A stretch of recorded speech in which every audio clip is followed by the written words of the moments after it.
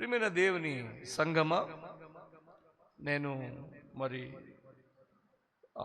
బసమ బుధవారం యాజ్ వెన్షన్ ఏదైతే ఆ రోజు నుంచి మనం ప్రారంభించామో కొన్ని ప్రత్యేకమైన పాఠాలు మనం ధ్యానం చేస్తూ వచ్చాం. అది మొదట శోధన, ఏ రకంగా శోధనకి మానవుడు గురవుతాడు, మొదటి మానవులు ఎలా గురయ్యారు, వాటి పర్యవసానాలు, ఎలాంటి విషయాలు ధ్యానం చేశాం. తదుపరి శోధన తర్వాత వచ్చింది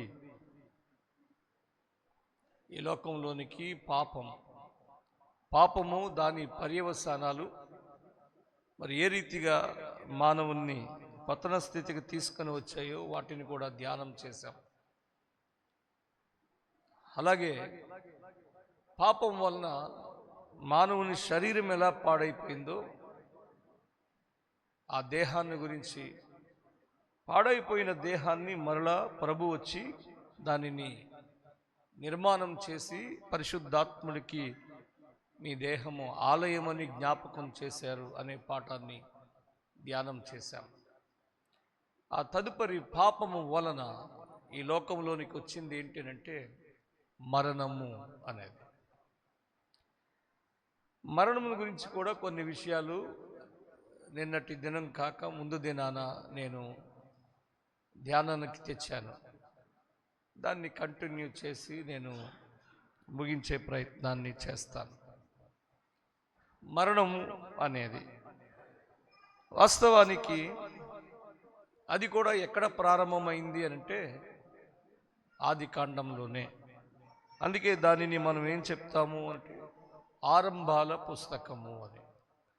ప్రతి దానికి ఆరంభము ఆది కాండంలోనే మనం చూడగలుగుతాం. ఈరోజు కొన్ని లక్షల మంది ప్రతిదినం చనిపోతున్నారని లెక్కలు ఉన్నాయి. యాక్యురేట్గా నాకు ఆ స్టాటిస్టిక్స్ నేను ఇప్పుడు చెప్పలేను, కానీ ప్రతి పుట్టుకకు ఒక మరణం అనేది ఒక లెక్క ఉంది. ఎంతమంది పుడుతున్నారు, రోజుకి ఎంతమంది చనిపోతున్నారు అని. కొన్ని ప్రాంతాల్లో యుద్ధ వాతావరణం ఉంది. గల్ఫ్ ఎయిర్ అంతా, మిడిల్ ఈస్ట్ అంతా, అక్కడైతే లెక్కలేని మంది చనిపోతున్నారు. మనకి చూపించే లెక్కలు తక్కువ, కానీ తెలియకుండా చాలా మంది చనిపోతారు. ఇలాంటి పరిస్థితులు ఈ ప్రపంచవ్యాప్తంగా జరుగుతూ ఉన్నాయి. ఎన్ని మరణాలకి కారణమైన ఆరంభ మరణం ఏదోను తోటలోనే ఉంది. ఆ మొట్టమొదటి మరణం ఏంటి అనంటే, ఆ రోజు ఆదాము అవ్వలకు పుట్టిన రెండవ కుమారుడు హేబేలు యొక్క మరణం. దేవుడు ఆ రోజు ఆదాముతో ఈ మాట చెప్పాడు. ఆ మాట వినే హవ్వ వినలేదు, ఒక్క ఆదాము మాత్రమే విన్నాడు. ఏమన్నాడు? ఈ తోట మధ్యలోనున్న వృక్ష ఫలములు నిరభ్యంతరంగా మీరు తినవచ్చు, కానీ మంచి చెడు తెలివినిచ్చే వృక్ష ఫలములు మాత్రం మీరు తినకూడదు అని. ఒకవేళ తింటే ఏమవుతుంది అనే ప్రశ్నకి ఆయన జవాబును కూడా చెప్పాడు. నిశ్చయముగా మీరు చచ్చెదరు అని. ఇక్కడనే మొట్టమొదట మరణము అనే మాటను ప్రస్తావించినట్లు మనం చూస్తాం. చచ్చుట లేకపోతే చనిపోవుట అనేది వ్యవహారిక భాష. దాన్ని కాస్త ముందుకి మనం గ్రాంధికంగా మాట్లాడుకుంటే అది మరణము అనేది. అందుకని చనిపోవడం అన్నా, మరణమన్నా, చచ్చిపోతారు అనన్నా ఒకటే అర్థాన్నిచ్చే పదం. దేవుడు మొట్టమొదట ఈ పదాన్ని అక్కడనే ప్రస్తావించాడు. ఈ మాట చెప్పిన తర్వాత నేను చెప్పాను లాస్ట్ సెర్మన్లో, నేనైతే మరణం గురించి నాకు ఎవరైనా చెప్తే నేను భయభ్రాంతులకు చెందుతాను. ఎందుకని? నాకు మరణం ఎలా ఉంటుందో తెలుసు, ఎన్ని రకాల మరణాలు ఉంటాయో తెలుసు. ఎయిర్ క్రాష్లో చనిపోయిన వారు ఎలా ఉంటారో తెలుసు. ఎందుకంటే నేను ఇలాంటి సంఘటనలు జరిగినవి విన్నాము. ఆ విజువల్స్ అవి ఈ సోషల్ మీడియాలో వైరల్ అయ్యేవి, వాటిని చూడడం వల్ల తెలుసు. ఒకవేళ సముద్ర భాగాల్లో చనిపోతే మనిషి దేహం ఎలా ఉంటుందో అవి కూడా మనం చూసాం. మన కళ్ళ ఎదుట భూమి మీద జరుగుతున్నవి కూడా చూస్తాం. నిన్న మొన్న జరిగిన వేట్లపాలెం ఫైర్ యాక్సిడెంట్, అది మరీ బాధాకరమైన విషయం. అది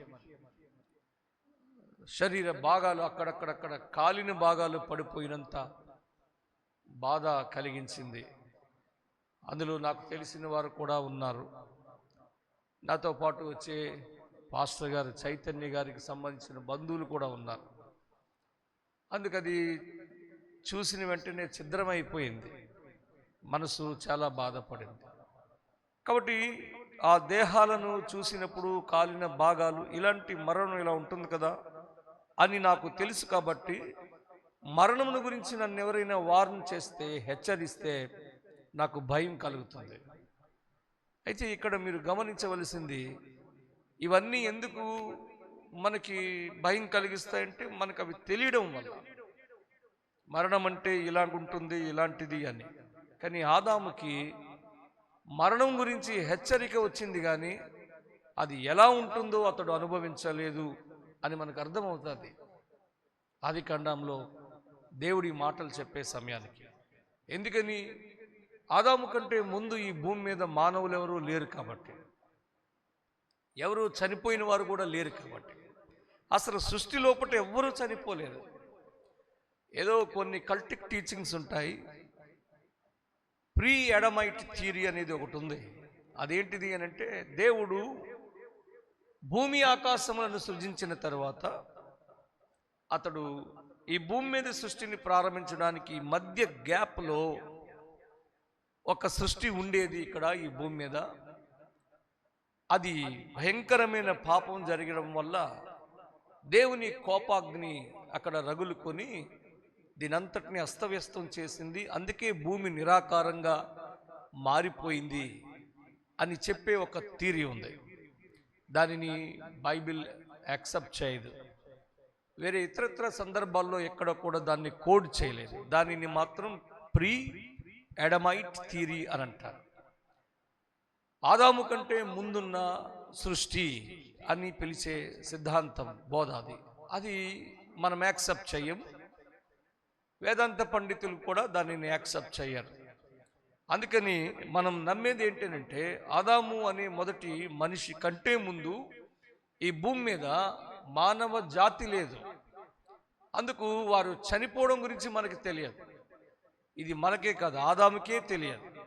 అలాంటప్పుడు మరణం అంటే ఏంటిదో అతనికి తెలియదు. కాబట్టి మరణం గురించిన వార్త అతడు హెచ్చరికను విన్నాడు, కానీ అతడు దానిని లక్ష్య పెట్టలేదేమో అని అనిపిస్తుంది. ఒకవేళ ఎవరైనా చనిపోయి ముందుంటే మరణం ఇలా ఉంటుంది అని అనుకున్నప్పుడు అతడు ఖచ్చితంగా భయపడేవాడేమో అని అనిపిస్తుంది కూడా. నాకు ఇలా చదువుతున్నప్పుడే బైబిల్ని, నాకు మంచి గురువులైన దైవజనులు ఉన్నారు కొంతమంది. వాళ్ళ దగ్గర నుంచి చాలా పాఠాలు, నేను బైబిల్ పాఠాలు, వేదాంత పాఠాలు నేర్చుకున్నాను. అలాంటి వారు కొన్ని జాబితా ఉంది నా దగ్గర. అందులో ఒక గొప్ప దైవజనుడు బ్రదర్ పిఎస్ స్వామి గారు. అతడు ఒక మంచి బైబిల్ స్కాలర్. ఆయనను కూడా తీసుకొచ్చే ప్రయత్నం చేశాం, కానీ ఆయన మనకు అందుబాటులో అప్పుడు లేరు. ఆయన గల్ఫ్లో ఉన్నారు. కాబట్టి ఆ దైవజనుల దగ్గర నుంచి ఒక పాఠం, కొన్ని పాఠాలు నేర్చుకున్నాను, నేను విన్నాను. మరణం గురించి ఆయన ఒక సందర్భాన్ని ప్రస్తావించి చెప్పాడు. దేవుడు ఆదాముకి మరణం అంటే తెలియదు కాబట్టి ఆ మరణముని అతడు లక్ష్య పెట్టక ఏదైతే చేయవద్దన్నాడో అదే పని చేశాడు. కాబట్టి మరణం అనేది ఎలా ఉంటుందో అతనికి తెలియపరిచేలాంటి ఒక సందర్భాన్ని కూడా ఆయన క్రియేట్ చేశాడు అనే భావన కలిగించే ఒక మాట. మీరు బాగా గమనించండి.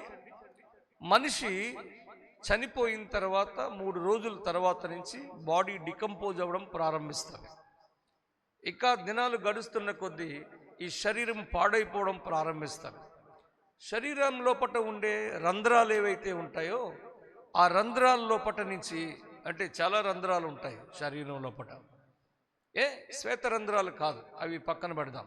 కానీ పెద్ద రంధ్రాలు ఉన్నాయి కదా, ముక్కు, చెవులు, ఇలా కళ్ళు, ఇలాంటి భాగాల్లో శరీరం లోపట ఉండిన ఆ జెమ్స్ ఏవైతే ఉంటాయో అవి కుళ్ళిపోతున్న శరీరాన్ని తిని బాగా బలిసిపోయి అవి బయటకు వస్తాయి.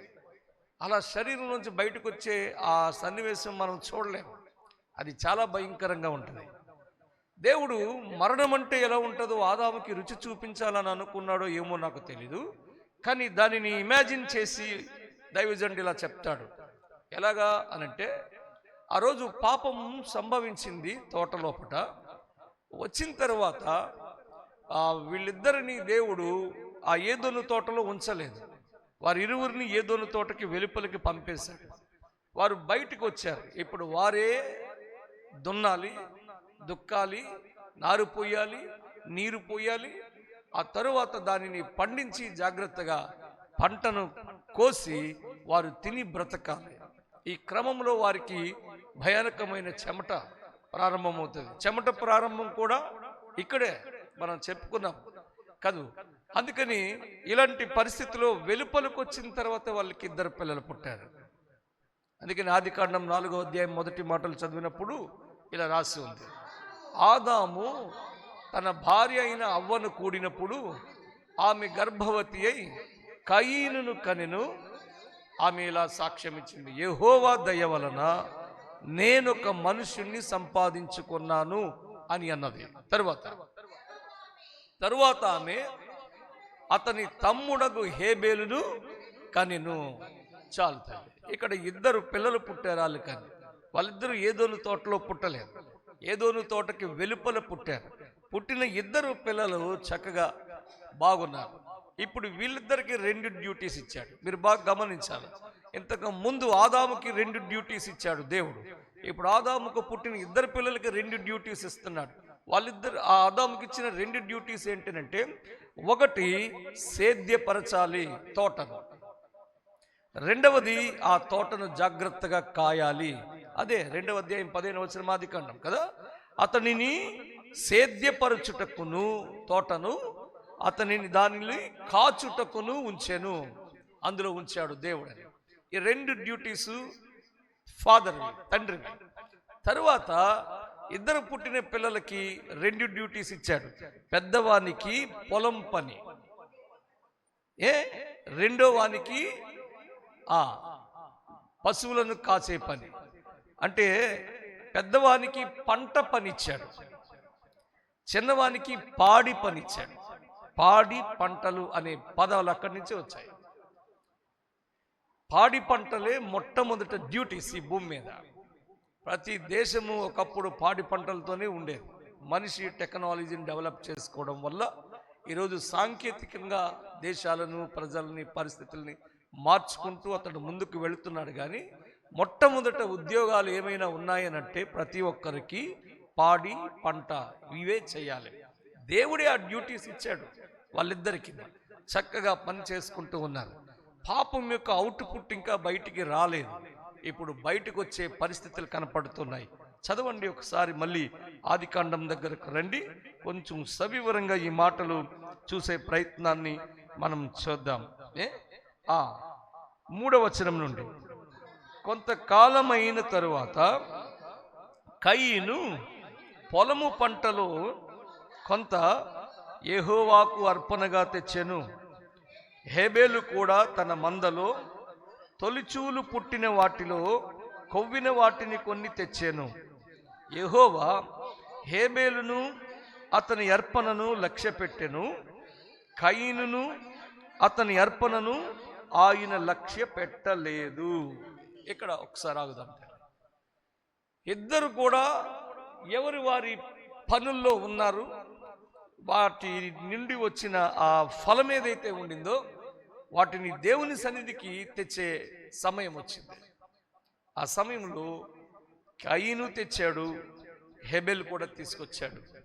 ఈ రెండింటిలో దేవుడు హేబేలు యొక్క సాక్రిఫైస్ని యాక్సెప్ట్ చేశాడు. హేబేలు అర్పణను అతడు స్వీకరించాడు.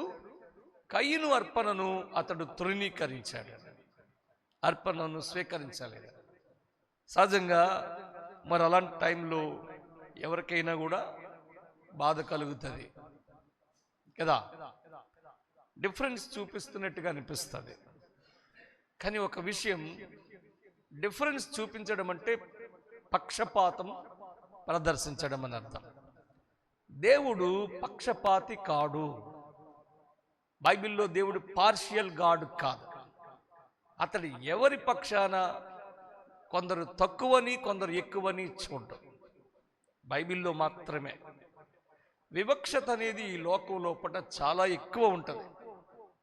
మన భారతదేశం లాంటి దేశం లోపల కుల వివక్షత ఉంటుంది. అది ఎంత పాతుకుపోయింది అని అంటే ఈ రోజుకి కూడా అతి కిరాతకంగా అలాంటి సంఘటనలు మనం చూస్తాం.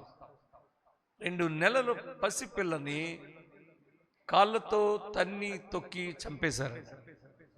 కొన్ని దినాల క్రితం వైరల్ అయింది ఆ సంఘటన. ఎందుకు అనంటే దైవ దర్శనానికి పోయారు, కానీ వాళ్ళు వెళ్ళిన వారు కడజాతి వాళ్ళు. అందుకని దేవుడు దర్శనం చేసుకోకూడదని వాళ్ళని బయటికి పంపించే క్రమంలో జరిగిన గొడవలో, తోపులాటల్లో ఒక పసికందును తన్ని కాళ్ళతో తొక్కేస్తే చనిపోయిందండి చిన్నపిల్ల. అది తెలంగాణ ప్రాంతంలో జరిగింది. రీసెంట్గా జరిగిన సందర్భమే. అంటే ఈ దేశంలో ఏది రూల్ చేస్తుంది అని అంటే కులం, ఇది వివక్షత. అయితే ఇది ఇక్కడే కాదు, ప్రపంచంలో చాలా చోట్ల ఉంటుంది. అరబిక్ దేశాలన్నీ కూడా మనం ఏం చెప్పుకుంటామనంటే వాళ్ళందరూ ముస్లిమ్స్, అరబ్బులు, వాళ్ళకి ఒక దేవుడు ఉన్నాడు అల్లాహు, అందుకని వాళ్ళ మధ్య భేదాలు ఉండవు అని అనుకుంటారు. కాదు కాదు కాదు. ఇప్పుడు జరుగుతున్న యుద్ధం కూడా, ఇంతకు ముందు జరిగిన యుద్ధాలు కూడా వాటికి ప్రత్యక్షంగానో పరోక్షంగానో ఒక కారణం ఉంది, ఎవరికి తెలియదు. ఇందులో మేజర్ సెక్ట్స్ ఉంటాయి అరబ్బీల్లో. ఒకటి సున్నీ, 2 షియా. వీళ్ళిద్దరికీ పడదు. సున్నీలు షియాలు చంపుకుంటారు. మీకు తెలుసా, చాలా సంవత్సరాలు ఇరాక్ దేశానికి ఇరాన్ దేశానికి యుద్ధం జరిగింది. దీనికి కారణం సున్నీయే. ఆ ఇరాక్ ప్రజలందరూ కూడా సున్నీస్, ఇరాన్ దేశస్తులందరూ కూడా షియాలని. అందుకు వీళ్ళిద్దరు ఎప్పుడు కొట్టుకుంటూనే ఉంటారు. ఇదొక రకమైన వివక్ష. పోనీ ఎంత బాగా ఆధునికంగా అభివృద్ధి చెందిన దేశాలు, ఐరోపా, అమెరికా ఇలాంటి ఖండాలు, లేదా ఆస్ట్రేలియా, ఈ ఖండాల లోపల వాళ్ళు చాలా సాంకేతికంగా టెక్నాలజీ పరంగా ఎదిగారు, బాగా మెచ్యూర్గా ఉంటారు అని అంటామా? అక్కడ కూడా ఉంది వివక్ష. అక్కడ ఏముంటుందంటే రేసిజం, తెల్లవాళ్ళు నల్లవాళ్ళు అని. ఎక్కడ లేకుండా పోలేదు ఈ ప్రపంచం లోపల. ఇది సెటాన్ యొక్క స్ట్రాటజీ. మనుషులను విడదీసి వాళ్ళ మధ్య శాంతి, సమాధానం, ప్రేమ లేకుండా చేసి దేవునికి దూరం చేయడం అనేది వాళ్ళ మెయిన్ ఎజెండా, సెటాన్ యొక్కది. అందుకని ప్రతి చోట ఉంటుంది. కాకపోతే భారతదేశంలో 100% ఈ వివక్షతకు గురవుతూ ఉంటారు భారతదేశ ప్రజలు. మిగిలిన దేశాల్లో పట్ల దాని మోతాదు తక్కువ ఉండొచ్చు అంతే. అయితే ప్రియమైన దేవుని బిడ్డలారా, దేవుడు బైబిల్లో ఉన్న దేవుడి దగ్గరకు వస్తే ఆయన ఇలాంటి వివక్షతను చూపించేవాడుగా ఏ సందర్భంలోనూ లేడు. దానిని నేను చాలా చక్కగా చర్చించగలుగుతాను ఎవరితోనైనా, అకార్డింగ్ టు బైబిల్ అనేది. అందుకు పార్షియల్ గాడ్ కాదు దేవుడు, పక్షపాతి కాడు. మరి కయీను ఈ అర్పణను ఎందుకు స్వీకరించలేదు? ఈ భూమి మీద ఎవరు లేరుగా, ఉన్నదే 4. ఒకటి ఆదాము, అవ్వ, వాళ్ళ పేరెంట్స్. మిగిలింది 2, వారు చిల్డ్రన్, వాళ్ళ పిల్లలు. ఇద్దరు లోపల ఒకళ్ళని తీసుకోకపోతే దగ్గరికి, ఆ అర్పణ కూడా పక్కన పెట్టండి. ఒకళ్ళని యాక్సెప్ట్ చేసాడంటే వాడిని దగ్గరికి పిలిచి తీసుకునేట్టు, ఒకరిని యాక్సెప్ట్ చేయలేదంటే వాడిని కొంచెం దూరంగా పెట్టినట్టు కదా. ఎందుకు ఇలా చేశాడు దేవుడు అని ఇక్కడ మీరు బాగా గమనించవలసిన విషయం ఏంటంటే, వాస్తవానికి 4వ అధ్యాయంలో దానికి సమాధానం చెప్పలేదు. బైబిల్లో. కానీ దీని సమాధానము హెబ్రీయులకు రాసిన పత్రిక 11వ అధ్యాయం 4వ వచనం నుండి మనకు కనబడుతుంది. ఒకసారి అక్కడికి రండి, చూద్దాం. 4వ వచనం నుండి, విశ్వాసమును బట్టి హేబేలు కయీను కంటే శ్రేష్టమైన బలి దేవునికి అర్పించాను. అది విశ్వాసము అనేది. ఇక్కడ కయీను దాన్ని జోడించలేకపోయాడు, హేబేలు దానిని జోడించి దేవునికి ఇచ్చాడు. అందుకని దేవుడు తృణీకరించాడు. అలాగని చెప్పి కయీను మీద కక్ష పెట్టుకున్నాడా దేవుడు? కక్ష పెట్టుకోలేదు. మీరు చదవండి బైబిల్ని బాగా. కయీను మీద కక్ష పెట్టుకోలేదు. కయీన్ని అమితంగా ప్రేమించినట్టు కూడా మనకు కనబడుతుంది. ఒక చిన్న మిస్టేక్ జరిగింది కయీను వల్ల, అది దేవునికి బాధే కలిగించింది. కానీ పశ్చాత్తాపపడి నేను చేసింది చాలా ఘోరమైన తప్పు, అందుకు నేను బయటికి పోతున్నాను, నన్ను ఎవడు మొట్టమొదట కనుగొంటాడో వాడు నన్ను చంపేస్తాడు అని మరణ శిక్షను తనకి తానే విధించుకున్నాడు కయీను. మీకు తెలుసా? తనకు తానే ఆ శిక్షను విధించుకుంటే దేవుడు ఏమన్నాడో తెలుసా? అలా నిన్ను కనుగొని చంపిన వానికి 7 శిక్ష వాడి మీదకి వస్తుంది అని చెప్పాడు. ఇక్కడ దేవుడు పక్షపాతి కాడు, ఇది మనం బాగా గమనించాలి. అతడు కయీను పొరపాటు చేసి మరణ శిక్షను అతడు ఆహ్వానించి వెళ్ళిపోతున్నా కూడా అతనిని రక్షించే క్రమంలో అతనికి ఒక సీలేసాడు.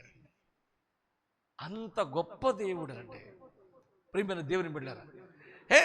అయితే ఆ రోజు పాపం యొక్క అవుట్పుట్ ఏంటి అని అంటే, ఇప్పుడు 5వ అధ్యాయం 5వ వచనం కంటిన్యూ చేయండి. సగంలో ఆగిపోయాం మనం ఇందాక. నేను చదువుతున్నాను చూడండి. కయీనును అతని అర్పణను ఆయన లక్ష్య పెట్టలేదు కాబట్టి కయీనుకు మిక్కిలి కోపము వచ్చి అతడు తన ముఖమును చిన్నబుచ్చుకొనగా యెహోవా కయీనుతో ఇలా మాట్లాడుతున్నాడు, నీకు కోపమేలా కదా. ఏం జరిగిందో తెలుసా? కయీనుకి మిక్కిలి కోపం వచ్చిందంటే, మామూలు కోపం కాదండి, కోపం వచ్చింది అని రాసి ఉంటే బాగుండు. మిక్కిలి కోపం అని అంటే అంచనా వేయలేంత తీవ్రమైన కోపం వచ్చింది అతనికి, మిక్కిలి కోపము. ఆ కోపం వచ్చిన తర్వాత అతడు ముఖం చిన్నబుచ్చుకొని ఉన్నాడు. అంతే కదా, పిల్లలు ఎవరైనా కోపం వచ్చింది అనుకోండి ఒక రకంగా ముఖం పెట్టుకొని ఒక మూల కూర్చుంటారు. మన పిల్లలు కూడా అలాగే ఉంటారు కదా. ఇవన్నీ అక్కడి నుంచే వచ్చాయి. ఈ బుద్ధులన్నీ కూడా ఆది కాండం లోపటి నుంచే వచ్చాయి. అందుకని ఇప్పుడు కయీను ముఖం మార్చుకొని మూలన కూర్చున్నప్పుడు ప్రభు మాట్లాడుతున్నాడు. యెహోవా ఇలా అంటున్నాడు, కయీను నీకు కోపమేలా, ముఖము చిన్నబుచ్చుకొని ఉన్నావేమి, ఒకవేళ సత్క్రియ చేసిన ఎడల తల ఎత్తుకొనవా అంటాడు. నువ్వు మంచి పని చేయలేదు కయీను. సత్క్రియ, సత్ అనే తెలుగు భాష పదానికి మంచి, క్రియ పని, నువ్వు మంచి పని చెయ్యలేదు కయీను అన్నాడు. అంతే. దేవునికి ఎప్పుడు ఎవరి గురించి అయినా బాధ కలుగుతుంది అంటే మంచి పని చెయ్యకపోతేనే. మంచి పని చేసిన వాళ్ళని ఎవరిని దేవుడు ఎప్పుడు ఏమనలేదు కదా, ఏమి అంట. నువ్వు ఒకవేళ మంచి పని చెయ్యకపోతే ఇది నువ్వు చేసింది మంచిది కాదు అని మొదట హెచ్చరిస్తాడు. అలాగే ఎన్నిసార్లైనా దేవుడు హెచ్చరిస్తాడు. అది మితిమీరిపోయిన తర్వాత దేవుని యొక్క న్యాయ చట్టాలకు అప్పగిస్తాడు. దేవుడేమి వచ్చి పేకలు కోసేసి, దేవుడేమి వచ్చి కొరడాలతో కొట్టేసి భయానకంగా దేవుడు వచ్చి శిక్షించడు. దేవునికి ఉండిన న్యాయ చట్టాలకి దేవుడు అప్పగిస్తే ఆ చట్టం అలాగ శిక్షిస్తుంది. ఇది అసలు అర్థం చేసుకున్నాను. అప్పుడప్పుడు దేవుడు కఠినమైన ఆ మనసు కలిగిన వాడు చాలా క్రూరంగా ప్రవర్తిస్తాడు. బైబిల్లో దేవుడు అలా ఉండడు, మనం నమ్ముకుంటున్న దేవుడు అలా ఉండడు. కానీ ఆయనకి ఒక చట్టం ఉంది, ఆయన న్యాయవంతుడు. అందుకని వాటి ప్రకారంగా అవి జరుగుతూ ఉంటాయి. ఇది గమనించాలి మనం కదా.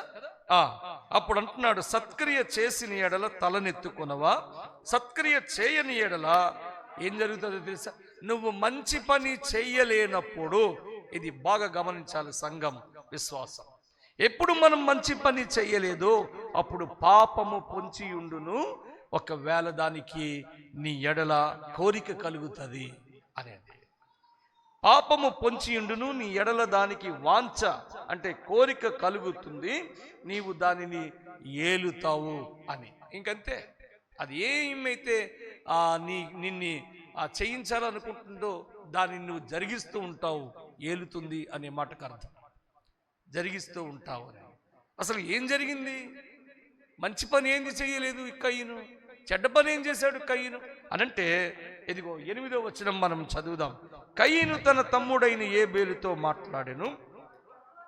వారు పొలములో ఉన్నప్పుడు కయ్యను తన తమ్ముడైన హేబేలు మీద పడి అతన్ని చంపెను. ఇది జరిగింది.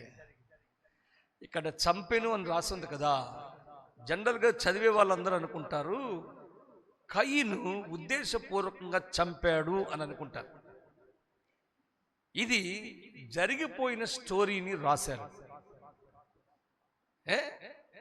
ఎప్పుడో జరిగిపోయిన స్టోరీని రాసిన గ్రంథం ఈ ఆదికాండం. జరిగిపోయింది అది ఏంటో జనాలకు తెలుసు కాబట్టి ఆ జరిగిన దాన్ని ఇది అంటారని రాశారు. అది అలా అర్థం చేసుకోవాలి. ఎందుకంటే 3500 సంవత్సరాల క్రితం ఎప్పటి నుంచి మోషే అనే ఒక వ్యక్తి భూమి మీద ఉన్నాడు. అతడు సీనాయి పర్వతం మీదకి వెళ్ళినప్పుడు దేవునితో ముఖాముఖిగా చూసినప్పుడు అప్పుడు మోషేకి దేవుడు చెప్పాడు, మోషే, సృష్టి ఇలాగా నా చేత ఆరంభించబడింది, నేను ఇలా కలుగుగాక కలుగుగాక కలుగుగాకంటే ఈ 6 రోజుల సృష్టి ఏర్పడింది. ఈ సృష్టిలో శ్రేష్టమైన జీవి మానవుడు, అతడు ఆదాము. అతని నుంచి నేను అవ్వను తయారు చేశాను, కానీ వాళ్ళిద్దరూ నా మాట వినలేదు. ఆ తరువాత వాళ్ళిద్దరికిద్దరు పిల్లలు పుట్టారు. ఆ పిల్లలిద్దరు పెద్దోడు చిన్నోడిని చంపేశాడు. చంపేయడం అంటే మోషే కాలానికి చంపేయడం అంటే తెలుసు కాబట్టి చంపేశాడు అని దేవుడు చెప్తే ఇక్కడ చంపేశాడు అని రాస్తుంది. కానీ వాస్తవానికి చంపేయడం అంటే కయ్యనికి కూడా అర్థమయ్యి ఉండదు. ఎందుకనంటే ఇంతకుముందు చచ్చిపోయినోడు లేడు కాబట్టి. చనిపోతే గినిపోతే వాళ్ళ నాన్న చనిపోవాలి ఆదాము, వాళ్ళ అమ్మ చనిపోవాలా, వాళ్ళిద్దరు బాగానే ఉన్నారుగా. అందుకని జరిగిపోయిన వాస్తవాన్ని రాయడం వల్ల ఈ భాషా ప్రయోగం జరిగింది. కానీ అది చంపేయడమే జరిగింది, హత్య జరిగింది. ఇప్పుడు 9వ వచనం చూడండి. యెహోవా ఇలా అంటూ ఉన్నాడు, నీ తమ్ముడైన హేబేలు ఎక్కడున్నాడని కయ్యను అడుగగా అతడు, నేనెరుగను, నా తమ్మునికి నేను కావలి వాడనా అనెను. అప్పుడు ఆయన, నీవు చేసిన పని ఏమిటి? నీ తమ్ముని రక్తము యొక్క స్వరము నేలలో నుండి నాకు మొరపెట్టుచున్నది. కావున నీ తమ్ముని రక్తమును నీ చేతుల్లో నుండి పుచ్చుకొనుటకు నోరు తెరిచిన ఈ నేల మీద ఉండకుండా నీవు శపింపబడిన వాడవు అని చెప్పాడు. నువ్వు చేసినది చెడ్డ పని అని చెప్పడానికి ఎంత ఎక్స్ప్లెనేషన్ ఇచ్చాడు ఆయన అని. ప్రియమైన దేవుని బిడ్డలారా, ఈ కింద వరకు చదివితే నేను ఇందాక దేవుడు కయ్యను పట్ల చేసిన ఉద్దేశాలు కనపడతాయి. ఇక్కడ ఒక ఇమాజినేషన్ ఏంటంటే, ఆ రోజు కయ్యను తన తమ్ముణ్ణి దేంతోనో మోదాడు, అతడు చనిపోయాడు. చనిపోయిన ఏబేలు ఎక్కడైతే పొలంలో అతడు పడిపోయాడో అక్కడే ఉండిపోయాడు. కానీ కయ్యను మాత్రం మెల్లగా తన ఇంటికి వచ్చాడు. వచ్చిన తర్వాత దేవుడు మాట్లాడాడు. ఇదంతా అయిపోయింది. ఈ సంభాషణ అంతా దేవుడు కయ్యను.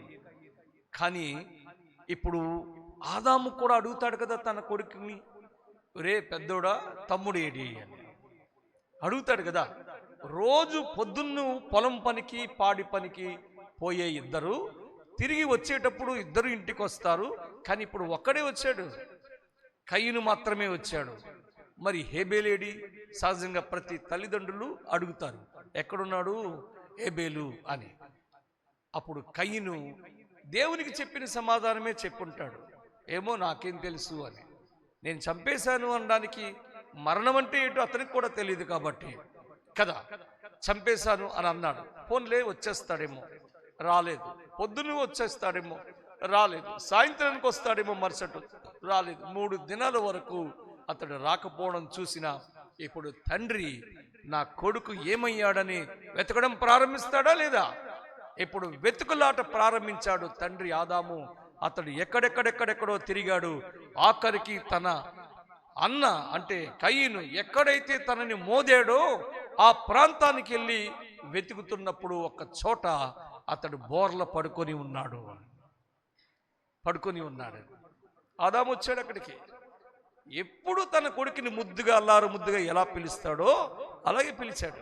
నా కుమారుడా ఏబేల్ అని మాట్లాడలేదు, ఉలకలేదు, పలకలేదు.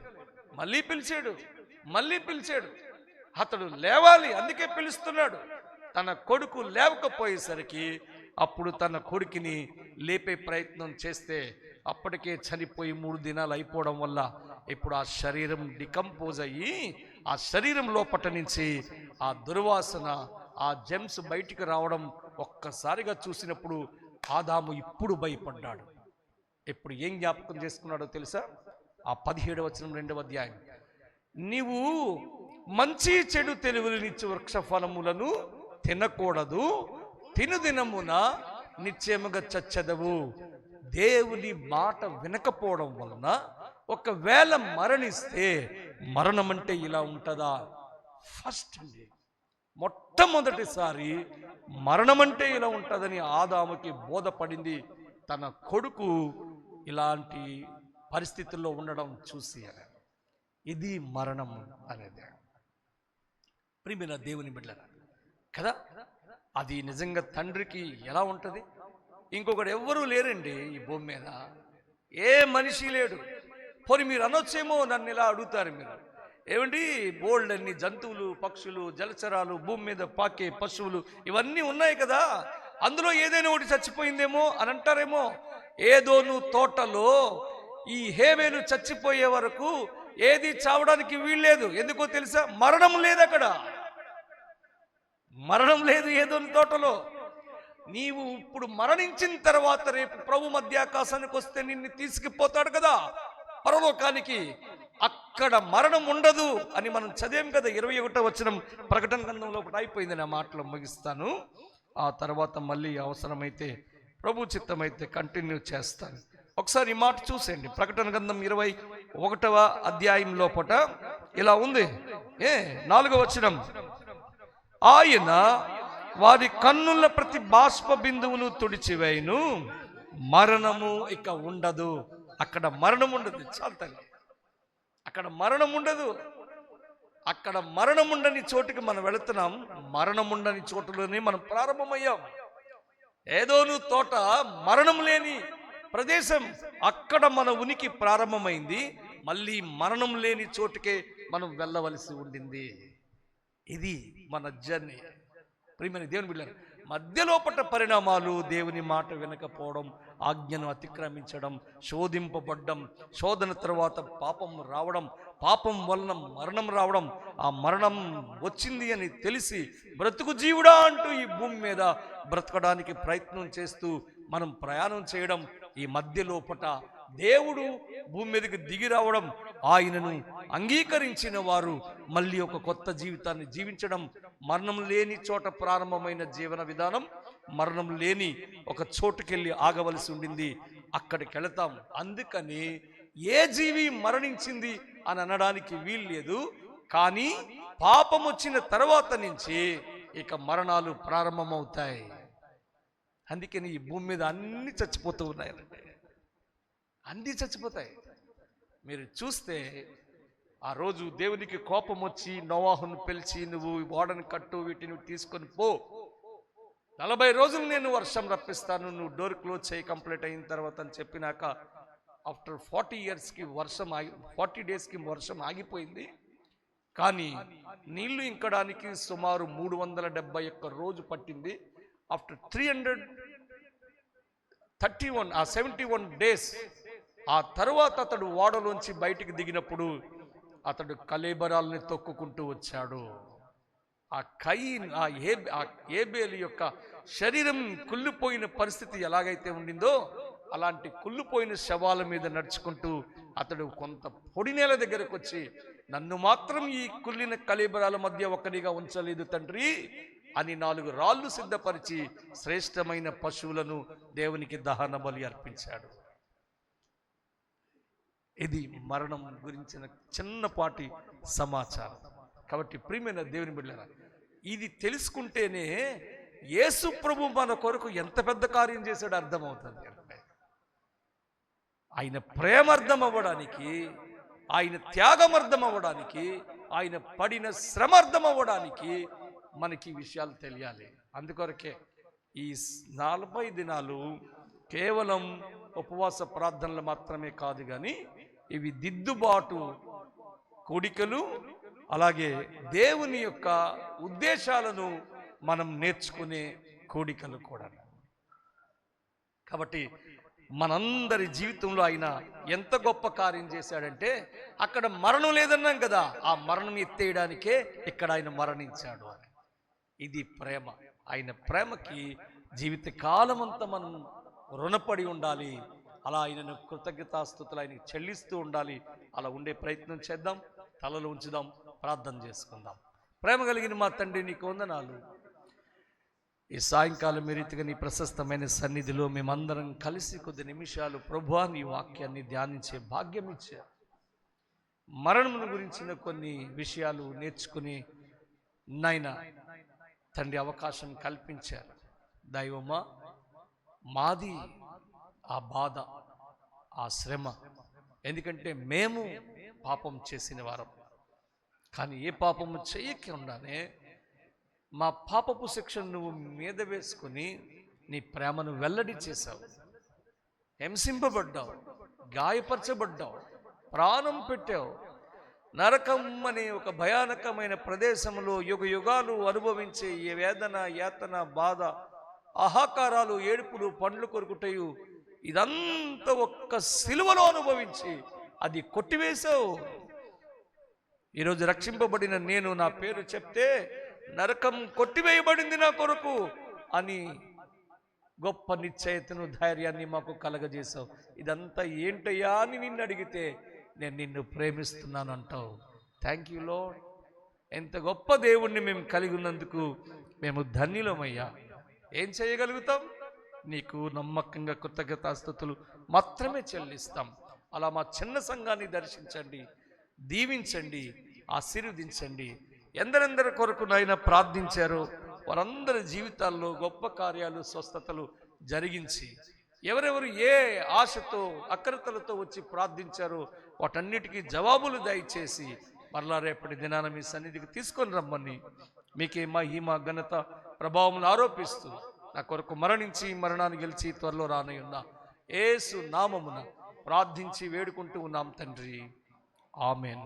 ఇప్పుడు మన తండ్రి అయిన దేవుని యొక్క అపారమైన ప్రేమ, కుమారుడైన యేసుక్రీస్తు ప్రభువారి యొక్క ఉచితమైన కృప, పరిశుద్ధాత్మ దేవుని యొక్క ఆదరణ, అన్యోన్య సహవాసము, సమాధానము కూడా వచ్చిన ప్రతి బిడ్డకును, వారి కుటుంబాలకి, మాకు సదాకాలం తోడయుండును గాక.